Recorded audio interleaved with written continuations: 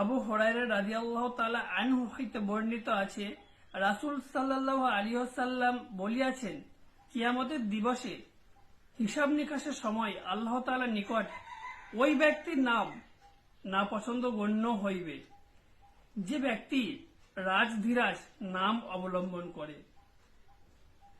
বলছে আবু হুরায়রা রাদিয়াল্লাহু তাআলা আনহা হইতে বর্ণিত আছে, রাসূল সাল্লাল্লাহু আলাইহি ওয়াসাল্লাম বলেছেন, কিয়ামত দিবসে হিসাব নিকাশের সময় আল্লাহ তাআলার নিকট ওই ব্যক্তির নাম নাও পছন্দ করতে পারে বা না পছন্দ গণ্য হইবে যে ব্যক্তি রাজধীরাজ নাম অবলম্বন করে। তাহলে আমরা আমাদের শিশু বাচ্চা সন্তান জন্মগ্রহণ করলে আমরা সবসময় ইমানের নাম, আমরা সবসময় ইসলামিক নাম দেওয়ার চেষ্টা করব ইনশাআল্লাহ।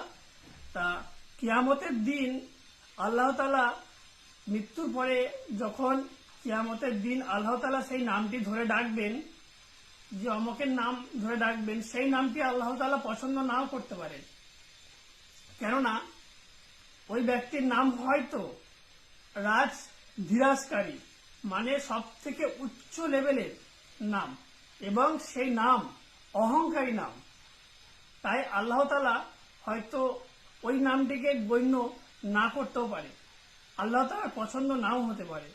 তাই আমরা চেষ্টা করব ইনশাআল্লাহ আমাদের শিশু সন্তান যারা জন্মগ্রহণ করে তারা ইসলামিক নাম দেওয়ার চেষ্টা করব ইনশাআল্লাহ।